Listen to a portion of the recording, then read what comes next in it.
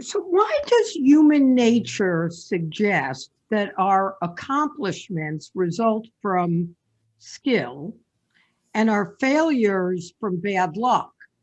Yet we judge others' accomplishments as a stroke of their good luck and their failures from a lack of their skill. And more importantly, how does this delusion permeate how we live? This notion of the line between skill and luck is explained, debunked, and brilliantly illustrated in a riveting storytelling style in Maria Konnikova's book, The Biggest Bluff: How I Learned to Pay Attention, Master Myself, and Win. Maria came to this assignment with considerable skill of her own, a PhD in psychology, a writer for The New Yorker and every other major magazine and newspaper, plus 2 other best-selling books and a podcast of her own. So how did this research lead to becoming a professional poker player? And that's the question we will start with. So Maria, as your grandmother might say, how does a nice Jewish girl with a degree from Harvard and a PhD in psychology end up becoming a gambler? First of all, it's so nice to be here. Thank you for having me. Welcome to Just the Right Book. Thank you. Thank you. And yeah, my grandmother still has not quite made peace with what has happened, the travesty of my life. Exactly.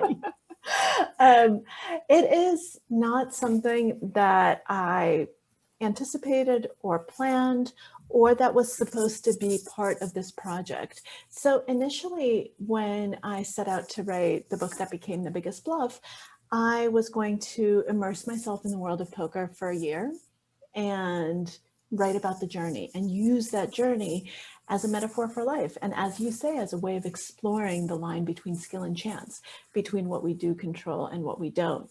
And I got that idea from John von Neumann, who was the father of game theory, who's a poker player, who wrote about poker, that it was the perfect lens for decision-making in life, because like life, it was a game of incomplete information, of knowns, of unknowns, of people, of bluffing, of dynamics, of not just math, but psychology. And that's what drew me into the world. But there were so many things I didn't know at the beginning. I mean, not to mention, I didn't know how many cards were in a deck, because I literally never played a game of cards in my life. Small thing, yes. Small thing. I sorted that one out quickly enough. But I didn't know, I knew that the book was going to work whether or not I became a good poker player, right? Whether or not I was successful, because it was about the journey, about the knowledge, the learning process.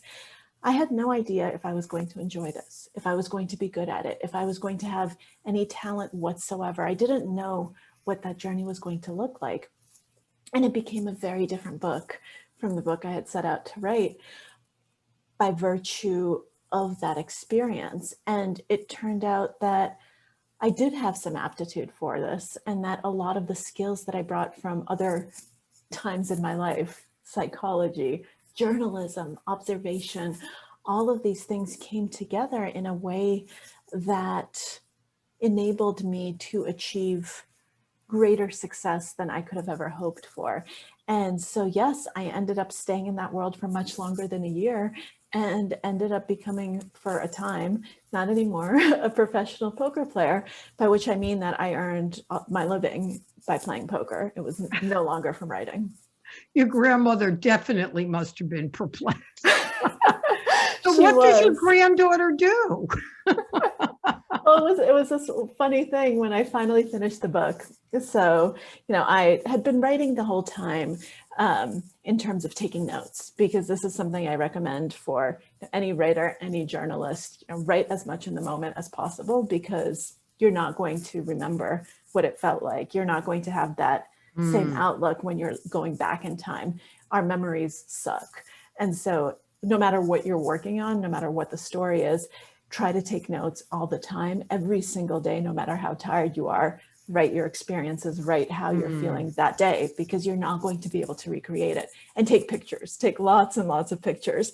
So I've been working on the book in that sense for years as I played and as I went on this journey.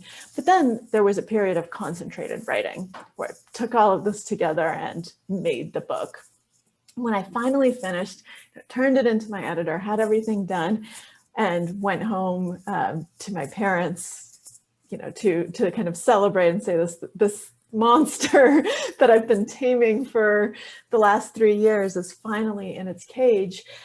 My grandmother just looked very hopefully at me and said, "So you're going to stop playing poker now, right? You know, it's done. The book is done." And I was like, well, not exactly. You know, that's not the plan. The plan is to keep doing both, because I still feel like I'm on the journey, like I'm learning things about myself. And while I might not play as intensely as I did at some points before, what I told her was, you know, why isn't writing and poker, why aren't they compatible? Why can't I do both? Why can't I actually pursue both at the same time? And you could see the disappointment, because I think she thought that maybe now that the book was done, I'd move on to important things like teach. Like teaching, yes. Like giving lectures in academia. So Maria, when I started reading the book and it talked about game theory, and I hadn't quite thought about the distinction between, let's say, something like chess and poker. And the particular game of poker that you played was Texas Holdem. So just so that we're clear in this conversation, I do know how many cards are in the deck, but now we've used up my card knowledge. Hey, So you're better I was than ahead I was. of you. Ahead of you. You thought there were 54. I know there are 52. But tell us why Texas Holdem is the perfect petri dish for finding the intersection between luck and skill. Yeah. Once again, this was not my insight, but this is an insight that I gained from reading a lot about the world of poker. So different styles of poker have different amounts of known and unknown information. So there's private information in any style of poker, which are the cards that you have that no one else can see, the cards that were dealt face down, and only you look at them. And then there's the public information, which is the cards dealt face up that every single player can see. And that's information that everyone uses together. So depending on the variant, there are different numbers of whole cards. Those are your private cards, and community cards, which are the cards that people can see. And in some varieties, there's just one whole card. And that means that there's really a little bit too little private information. Mm-hmm. And in some, you have, 5, you have so much unknown that it becomes much more difficult to kind of do any mathematical calculations and try to figure out what's going on, because the amount that you don't know is vast. And in Texas Holdem and No Limit Holdem specifically, which is what I play, 2 things are true. One, there are 2 whole cards and then eventually 5 community cards. And great minds like von Neumann have said that this is the perfect balance of known to unknown that mimics the dynamics of decision-making in life. There's enough unknown that you have to guess, you have to read signs, you have to read people, you have to do kind of those calculations and make those assumptions. And yet there's enough known that you have a leg to stand on. You have kind of this basis on which to act, and you're not swimming in a vacuum. And on the other hand, it's a game of no limit. And what that means is that you can bet any amount at any given point in time. You can wager everything you have in front of you. And if you're looking for a metaphor for life, well, that's life. Nothing in life is ever stopping you from wagering anything on anything, right? You can risk everything you have. You can risk your life if you want to. No one is ever stopping you, except for, laws and human decency and things like that. But theoretically, life is a game of no limit, and the downside is infinite. And the upside can be infinite as well. And so when I was deciding, what am I going to play, it seemed like this was a really good tool for studying how we make decisions and having a shot of improving my own decision making in a short period of time. Of course, I could have learned all of these different variants of poker and all of these different styles of play. But when you have a finite amount of time and you're learning something new, I think the best bet is to focus and to focus as narrowly as you can.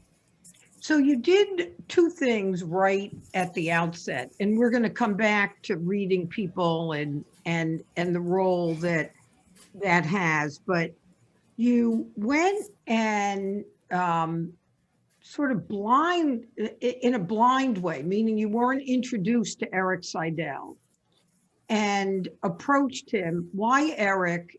And why do you think he agreed to do it? I mean, you were asking him a big ask, Yep. big ask.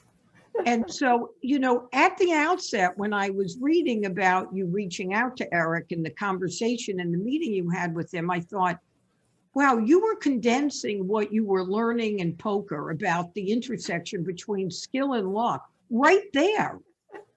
It's true. And I did get very lucky. I didn't realize quite how lucky until much later that Eric agreed. And I might have, I don't think he quite realized what he was getting into. He didn't realize quite what it was going to be. But originally, I identified him. It started out with some very sophisticated journalistic research techniques, including Googling best poker player in the world and seeing what came up. I'm next level. You need a PhD for that. Yes. That's what my PhD is good for, figuring out how to Google best poker player in the world. In all seriousness, though, that is what I did. That was the initial starting point. That's how little I knew. And then these lists came up and the lists of all-time earners and all of these things. And Eric stood out for a few different reasons. One, his earnings started in the 80s and he was still number one so many years later and winning at the highest levels. And I couldn't find any other player like that. There were players who'd been playing for a long time, but who hadn't been successful at such a high level for so long. So that was huge. And that just narrowed down the field right away. And then I actually started looking at video footage of poker players playing poker. And Eric stood out there again, because I think he was the only poker player who just never said anything. He just very quietly sat and observed and took everyone's money.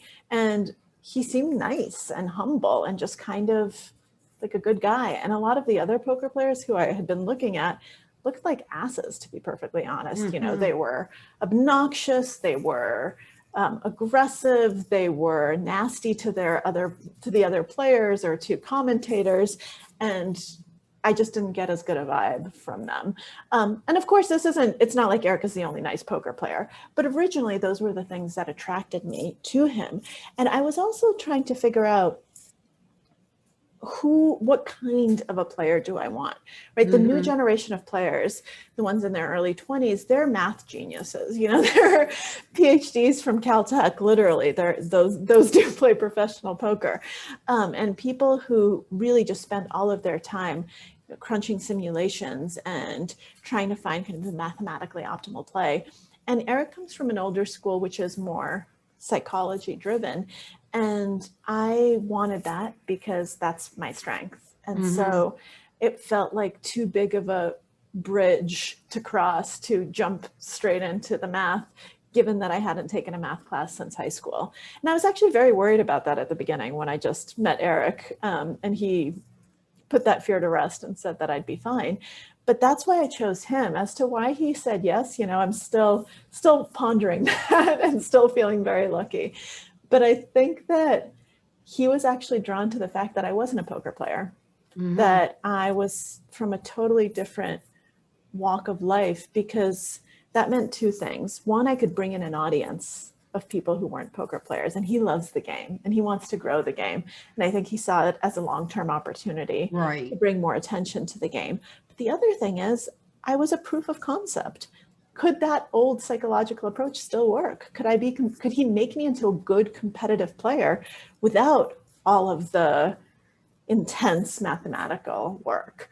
And if he could, that would be a huge win for him. So that brings up a bunch of other questions. One is, I was fascinated by the physicality of the game. And so here are a couple of questions for the listeners to understand. You found, which you can share with us, how disgusting and dirty the place was, the carpet was, the chips were.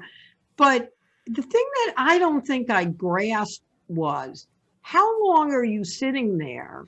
And are the other players actually talking to each other? I mean, I've never even watched a poker Yeah. game, and I meant to do it before I interviewed you, and then, time slipped by.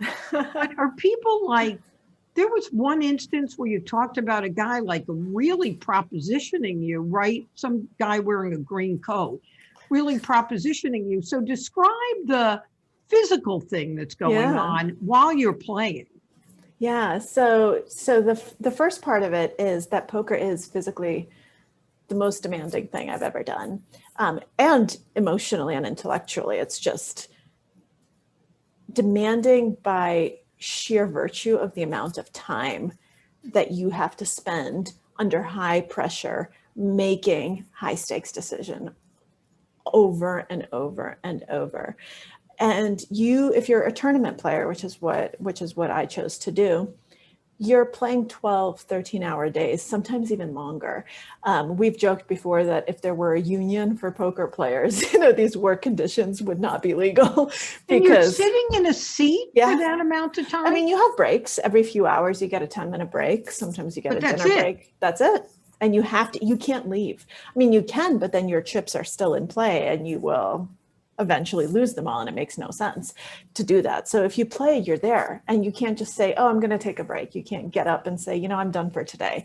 Yeah. It's a marathon, and it's physically incredibly demanding. And I think these days, a lot of the best players actually have fitness coaches. They have diet coaches. They really do everything they can to be physically fit, because you have to be. It gives you an edge. And also, it's just exhausting. You start falling asleep at some point because it's past midnight, and that's way past my bedtime. And so on that, in that sense, it's a very demanding activity. And there's actually, it's interesting. There have been studies done on chess players, tournament chess players, that show that the highest kind of the intense tournament chess, when you're actually playing, you burn calories that end up being comparable to real athletic endeavors. And there hasn't been a comparable study done in poker players, but I think you'd find the same thing, because you're just using so many resources to remain focused, to remain present, to remain there. And it takes a lot out of you. So that's kind of the first part. In terms of, do people talk? Well, it really depends. There are some players who don't talk at all. They put on their headphones and they're in their own world, and they will not say a word except to announce bets and to say all in and to announce actions. And then there would be other ones who are very chatty. The one you mentioned, my friend in the bright green tracksuit, who, yes, literally propositioned me and told me how much money he was going to pay me to go upstairs to his room. And that happens too. It's much less rare than you would like. And Maria, we'll talk in a little bit about you being a woman in a sea of men, but there were two things that particularly struck me. So one very important component that you learned from Eric and others was to pay attention. Right, that there are people that you say are at the poker table and they're, checking their text messages, they're checking on sports bets that they made, as opposed to those that are really, really paying attention. So in paying attention, we have most of our lives heard about, you got to have a poker face.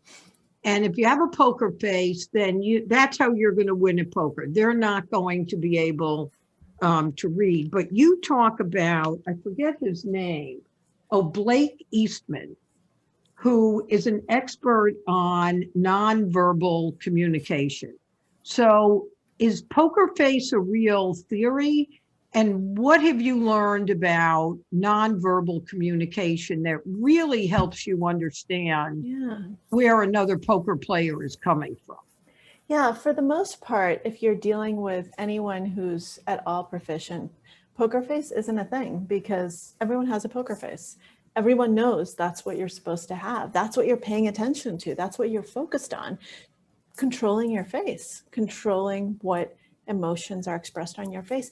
And here's the thing, you actually have practice doing it every single day. We go through life with poker faces. Can you imagine how different life would be, how different social interactions would be if we let every emotion we feel across our face every moment we feel them, right? Imagine seeing someone you don't really like, but you're working together and you're always friendly, and all of a sudden, instead of a friendly smile, your face goes, oh, that person again, right? Oh. Like, just imagine that every single thing goes on your face unfiltered. Yeah. We're really good at controlling our faces. We're good at controlling what we convey there.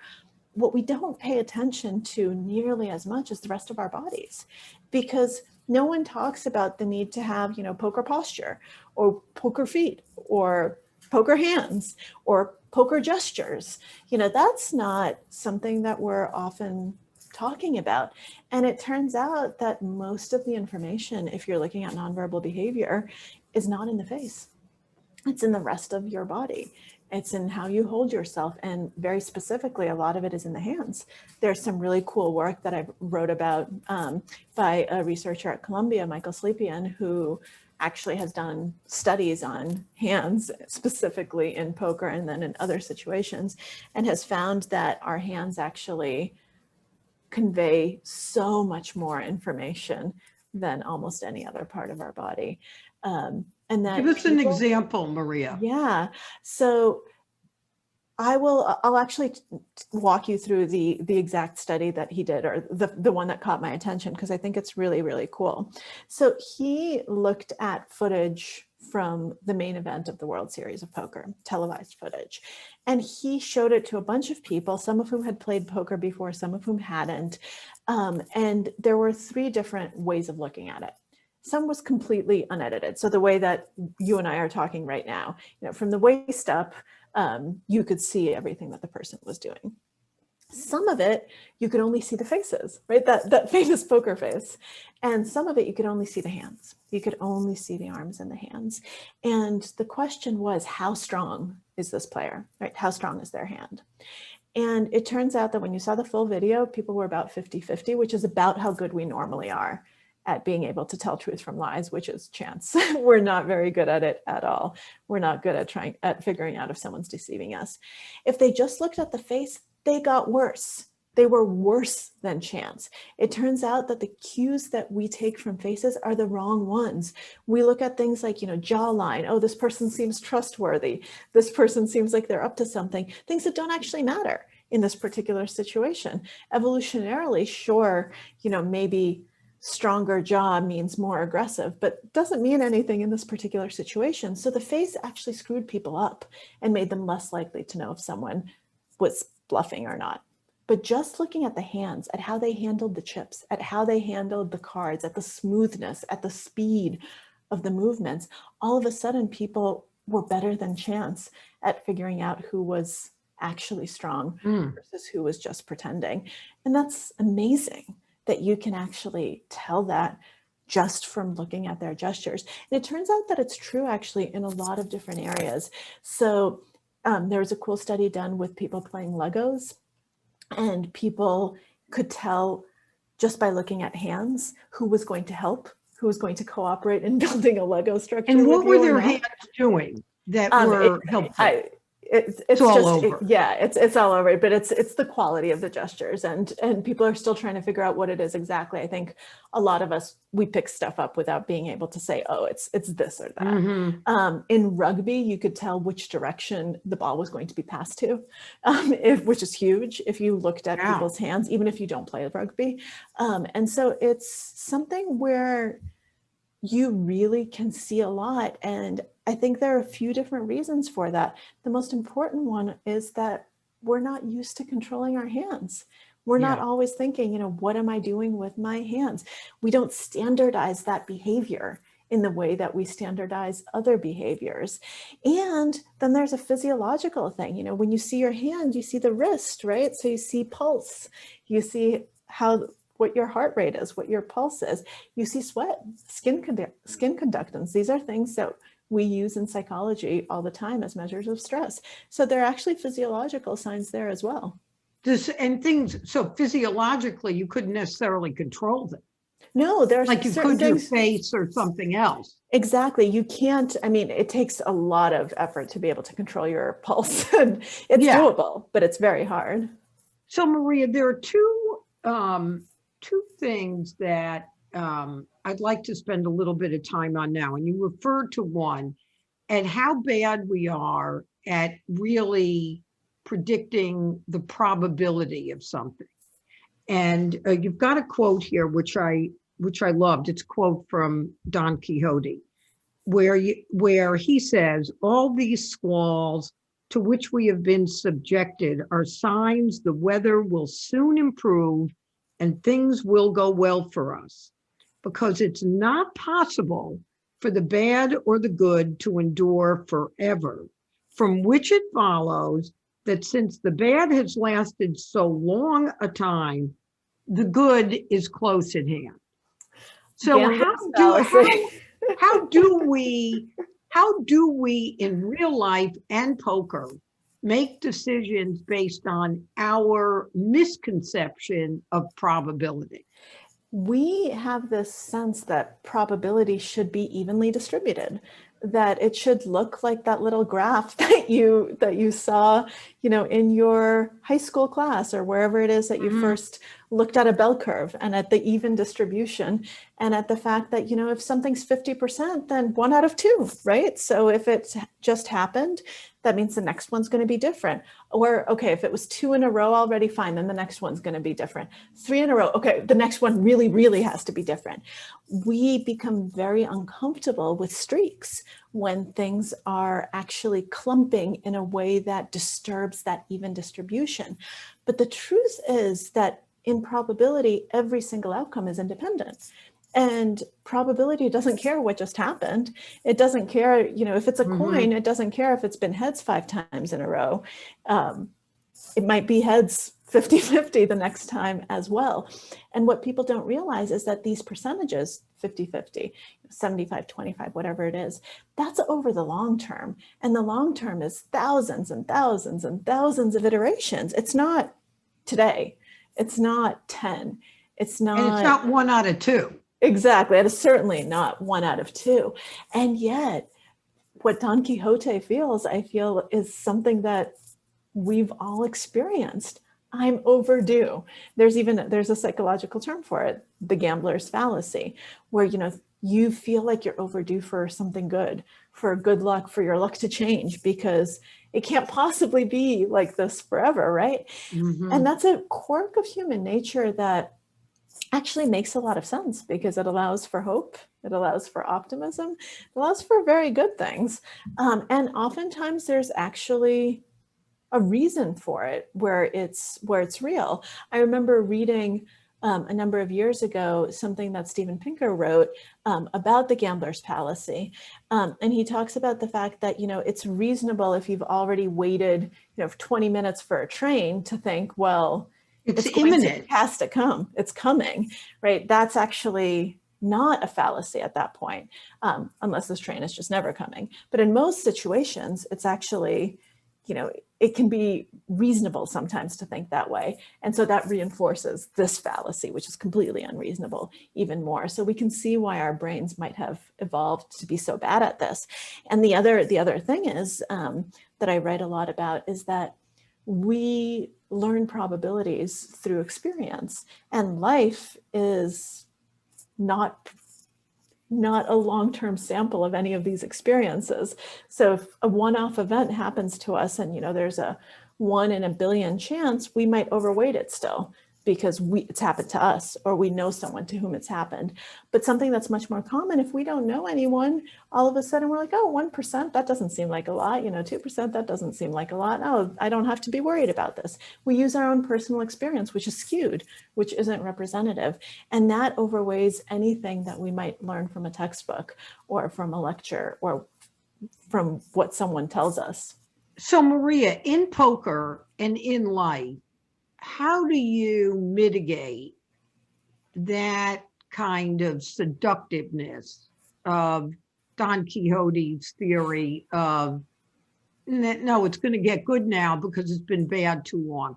What do you literally do to forestall against that? Well, one of the reasons why poker is actually a brilliant teaching tool at probabilistic thinking is you get to experience probabilities correctly. You actually get to sample thousands of times. You play hand after hand after hand. So if you're doing this not brainlessly, but actually actively engaged and thinking through the probabilities of certain things happening, then all of a sudden you are learning from experience, but these experiences aren't one-off events. They're not skewed. They're actually correctly distributed, because over 10,000 hands, you're actually going to figure out what 1% feels like, what 10% feels like, what 70% feels like. You'll figure out that 1% is actually a lot.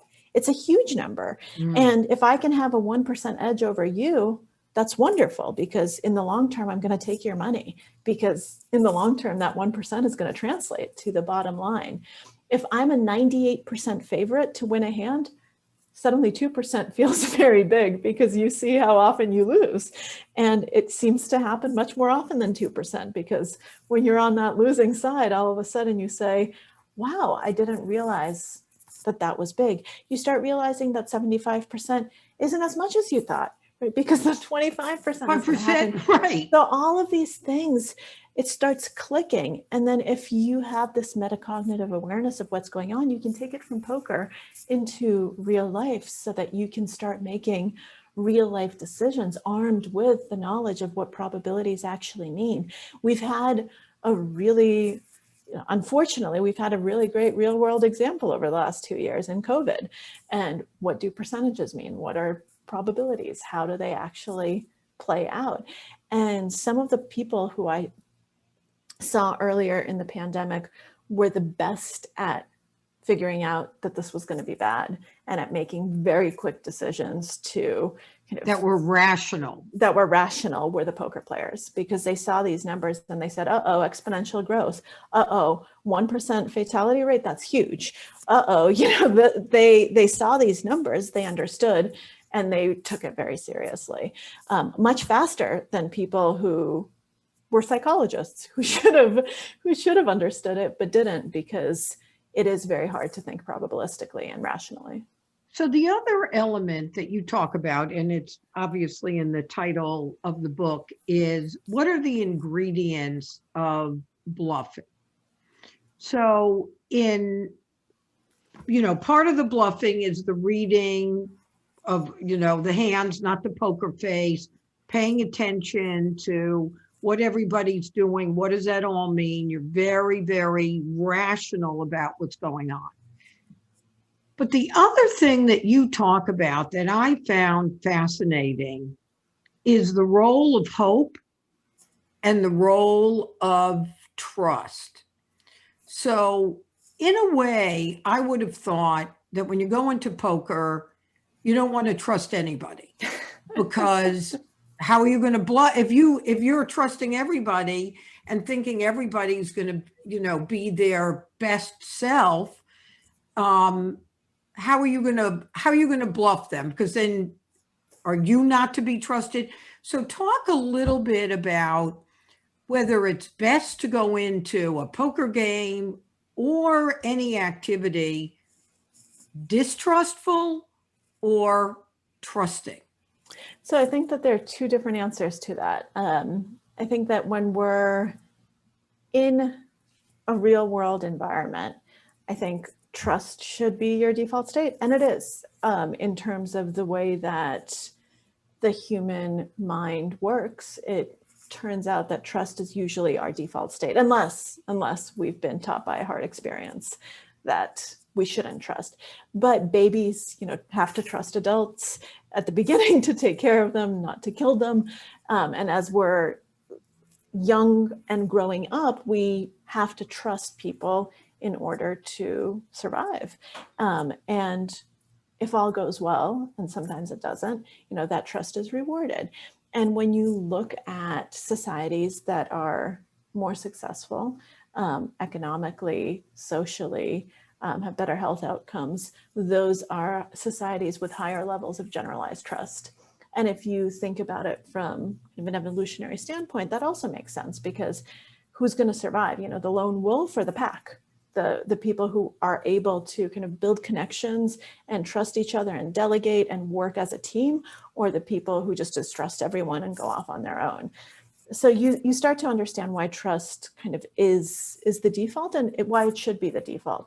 And we actually have a lot of psych studies that show that people who come into a study trusting each other end up doing better than people who come in not trusting each other. So I think in real life, trust is a very good default. My last book was about con artists, and now I'm obviously in the world of poker. So I will give a journalistic little caveat to this: trust but verify, especially when it's an important decision. Never take anything on blind faith. You can come in trusting, but do your homework. Don't make assumptions. Actually ask the hard questions and verify when it matters. Poker, on the other hand, is a game. You're coming into an environment where one of the rules is that you should be deceiving people. Bluffing is actually part of the game, that you want to be able to win not only when you have the best cards. And if you actually look at who wins in poker, the better player wins more often than the better hand. If you look at the statistical analysis of what ends up happening in online poker, where we have all of this data, most hands don't go to showdown, and oftentimes the best hand doesn't win. And so you have to go in knowing that people are going to be deceiving you, that they're going to be bluffing you. Excuse me for interrupting, but that's such an interesting point that you make in the book, and you made about poker, that I want to make sure we spend a minute on, in terms of aligning poker with life, and get your thoughts on this. So you just made the statement that the data shows that the better player wins over the better hand. To what extent do you think that aligns with what goes on in the real world? Now you're your PhD in psychology. All the time. I mean, I think that the better player basically always wins. Think about who gets the job in an interview setting, player A or player B. Player A has much better qualifications than player B on paper, but player B is so much more confident and says, oh no, I know how to do this, I know how to do that. Yeah, of course, like I'll be great at this. Whereas player A says, well, I haven't done this for a while, and I'm going to have to get back up to speed on this. And they're much more nuanced in their take, and they give you an honest answer. They're not going to get the job. Yeah. The person who's the blustery, overconfident idiot is going to get the job. Sometimes not an idiot. I say idiot because I've met a lot of those people who are idiots. A lot of times it's just smart. And I actually, when I'm telling people how to use poker in real life, I actually urge them to channel some more of that blustery confidence, because oftentimes, especially for women, that's what we're missing. We forget that we don't have to be scrupulously honest all the time, and that it's not actually, I'm not saying lie, but sometimes it's better to cast a different light on your qualifications, to try to figure out, how do I spin this? How do I project more confidence? How do I compare with person B who's much less qualified than I am? But yes, in real life, I think it's probably even worse than in poker. Certainly equally true. Okay, now go back to trust and bluff. So in poker, I mean, bluffing is part of the game. And so you'd be stupid if you assumed that you could trust everyone. You should probably play in games where you actually trust the humans who are playing, so that they're not cheating you by marking the deck, or otherwise, changing the rules of the game in a way that's unfair to you, colluding with other players. That should not be happening. And yet it sometimes does as well, just like it does in life.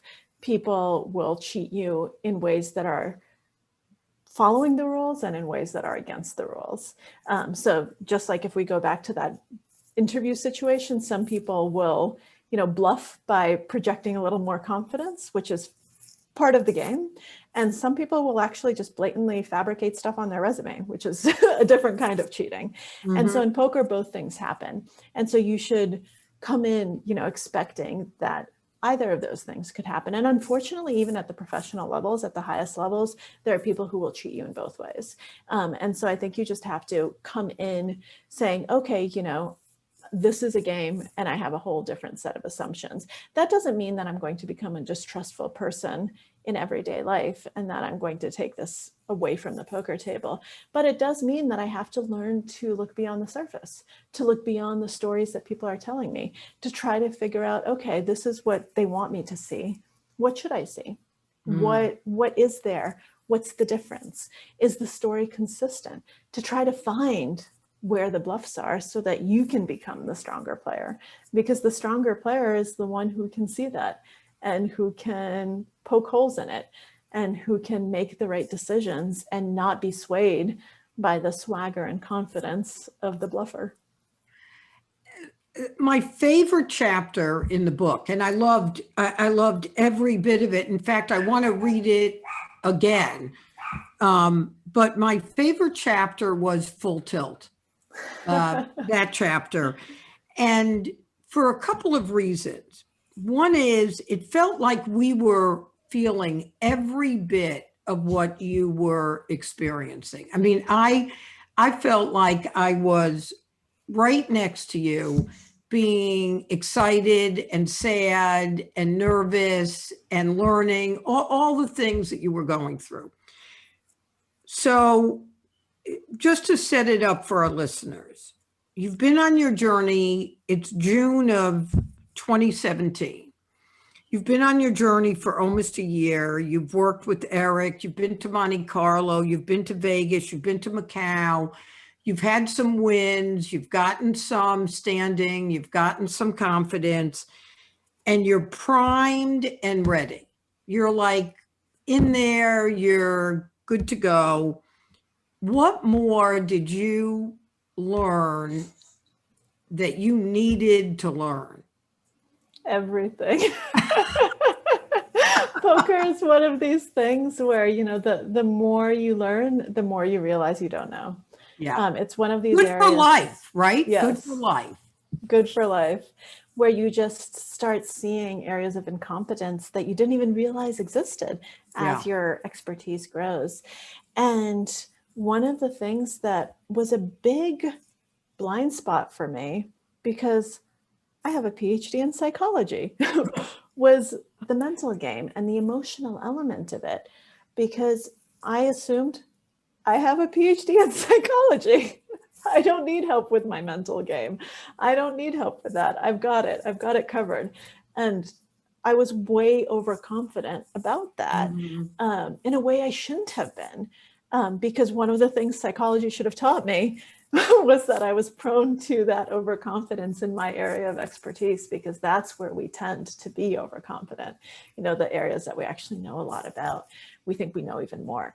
And so having studied this in the lab and, done work on decision-making didn't qualify me to actually be able to be my own kind of mental coach and analyst in the moment, and didn't help prepare me in any real way to performing well under intense pressure, in the way that you have to when you're kind of on this big stage of competitive poker. And so I realized that I had been working so much on my strategy and on kind of the mechanics of playing the game that I'd ignored this entire other side, that was absolutely essential if I was going to truly succeed and go to the next level as a poker player.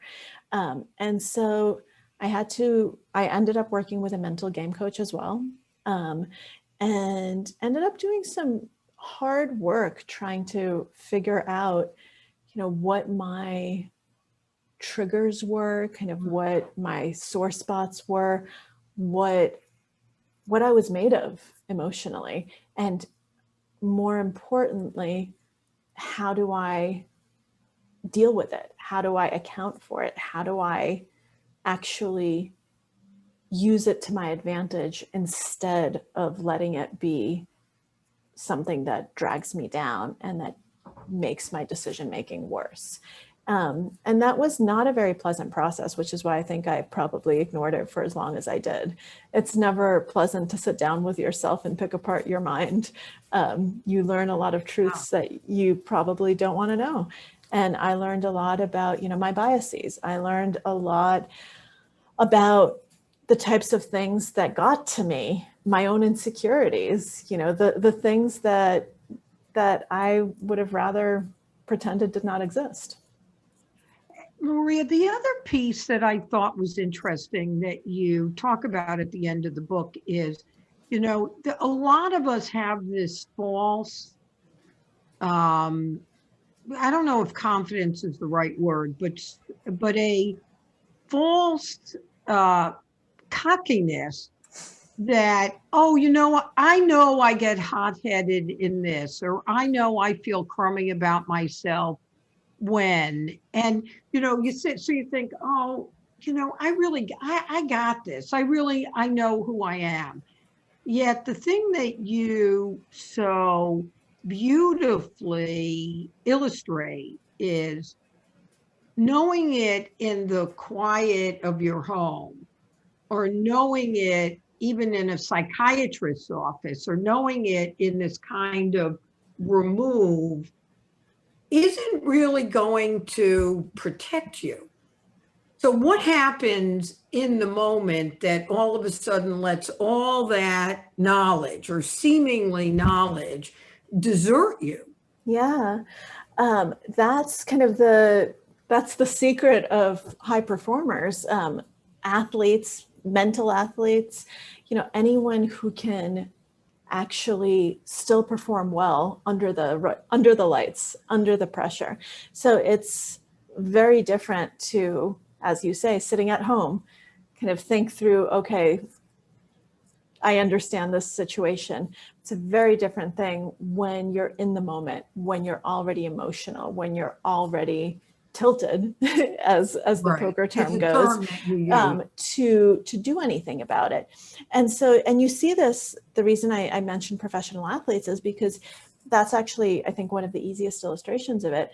You have people who were brilliant college athletes who completely crumble when they're drafted onto a professional team. You have people who are amazing in practice who completely crumble when they actually have to play a game. And that's because their mental game isn't strong enough. That's because all of the physical skills are there, but they melt under pressure. They crack under pressure because that's what they haven't been practicing. So it turns out that it's not enough to know. It's not enough to know kind of, oh, okay, this is a situation that makes me feel like this. You have to go a step beyond, or several steps beyond. You need to have a game plan, an exact game plan that you think about ahead of time. When this happens, I will do this. There's a term in psychology called implementation intention, your intention to implement something. And that takes the form of an if-then statement. So in my case, let's take something that did happen to me a lot of times, which is that I'd be bullied for being female, or you had my gender used against me. So I could say something like, if a player belittles me or calls me little girl, like one of them did, have a broad statement like that, then I'm going to ... In that particular case, I got some noise canceling headphones and blasted them so that I could reclaim my personal space. It was something where I could actually still hear it, right? You don't want your headphones to actually blot out the world because there's important information happening. But you don't have to answer. All of a sudden, the social pressure to answer is off, which is part of that emotional feedback loop. So it's something very concrete you can do to break that. And you have to have a concrete thing for every situation. And then you have to practice it over and over and over so that when push comes to shove, when you're actually in the hot situation, you don't even have to think. You know exactly what you're going to do to mitigate it, to acknowledge that emotion, and to let that emotion go so that it's no longer going to affect your decision making. Because in the moment when you're actually in that situation, unless you know exactly what to do, you're not going to be able to execute. It's kind of like, you know, any pilot or driver, or, you know, if you're in any situation where all of a sudden you need a quick reaction, if it's something you've practiced, you're going to be successful. If it's something you've never thought about before, you're probably not. Yeah, but yes, of course. The other thing that it naturally makes you think about, I think about how many gazillions of badillions of decisions we make in life and in business, and how often we allow a unidentified emotion that it's almost invisible to you. In other words, it could be somebody didn't say little girl in a business meeting and you're the only woman in the meeting, but they said something like, well, your husband must blah, blah, blah. Mhm. And all of a sudden, whatever you were going to do, let's say you were going to be more confident, more assertive, gets yanked back. And you're not even aware, you're not even necessarily aware of it. And I think reading your book and thinking about poker, I thought, well, this maybe sounds stupid, but you need a mental game to operate, For sure. period. I think that's absolutely right. And one of the things that Jared Tendler, my mental coach, taught me is the importance of actually doing the work and writing things down. So I actually had a spreadsheet that I used where I would put the trigger down, right? Like someone calling me little Identified it. girl. You have to identify the trigger. You have to identify the things that set you off. And then what does it do to you? You have to actually do that work so that you can then undo it, right? So that you can then either stop the trigger before it even happens, or stop that process, stop that cascade from affecting your decision making, because otherwise it absolutely will. And it's something that, as you say, happens in real life all the time. People will try to get to you. And sometimes they'll do it on purpose, and other times they won't even realize it. It's just kind of part of how they're communicating. And what you have to learn to do is recognize for yourself, what are your triggers? What are your weak spots? What are your sore spots? Take that time to sit down with yourself and think through that. Okay, and how does it make me feel? Okay, now how do I take that emotion and diffuse it so that I don't use it in my decision process? I'm not saying don't feel the emotion. You're going to feel it. You're human. But say, okay, emotion, I feel you. This is what I'm going to do to yank you out so that you're not actually affecting what I do next, so that I can still implement my logical strategic game plan, not my now newly emotional self. So, Maria, I hardly can believe it, but we're almost out of time. So I want to close with two probably obvious questions, but what do you hope the reader will take away from The Biggest Bluff? I hope they'll take away a lot of things, but most importantly, I hope that it will give them a better appreciation of the role that chance plays in life. I hope it makes them more aware of its presence in their own lives and in the lives of others. Because originally, one of the reasons I wrote the book was because I was just so fed up with how many people take kind of this idea of the American dream at face value. If I work hard, everything is fine. And if someone isn't fine, then it's because they didn't work hard. And that's just not true. And I want people to, I want everyone to work hard and to make the most of their skill. But I also want people to be humble in the face of chance and variance, and to realize that life is a mix of the two. and that there are lucky people out there. And if you're the lucky one at any given point in time, acknowledge that, say thank you, and stay humble. Know that it's not just you. Know that sure, you might be great, but a lot of things also went right for you. And I hope that it makes people more humble in the face of their own achievements. Yeah, and it's part of what I thought about when I was writing the introduction, that we do, you know, you talk about in the book that we as humans tend to overestimate our own skill. And we literally, if something goes wrong for somebody else, I mean, studies have shown this, Yeah. you know, that you cite in the book, we think, you know, they obviously blew it somewhere, you know. Yeah, so that's the flip side of the humility, right? I hope it makes people kinder to others and kinder to their misfortunes. So how did the book change you? I mean, I think that those things are both true. I think they have made me, you know, much more awed by just how much chance there is in life.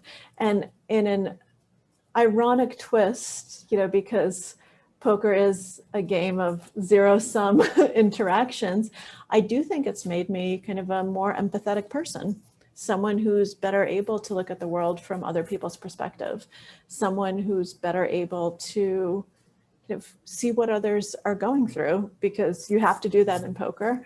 And it teaches you a lot of those skills that can, I think, make you a better friend, a better person. But the other thing that it's done for me, which I think is important and something that I really needed, was I think it's just generally made me into a stronger version of myself, into someone who's more able to assert myself when I need to. And that's something I'm still working on. I'm still working on all of this. Yeah. That's why poker is such a great game. Well, you almost made me think about trying to play poker. But I do, I want to thank you for taking the time to be in conversation about the book. But the other is, I do think your humility does show through the book. I mean, I don't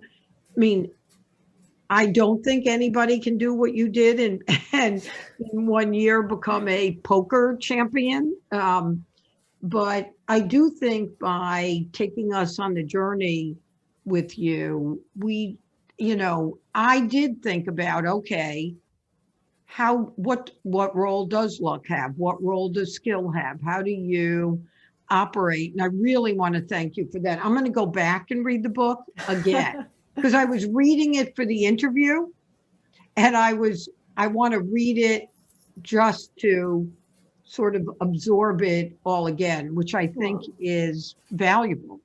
Thank you. That's a true compliment. And thank you for having me. It's been an absolute pleasure. Thank you everyone else for coming. I'm sorry this still has to be virtual, but one day we will go back to in-person events. All right, Maria, thank you very much. Thank you, Roxanne. And Take thank care. you for hosting me. Take care.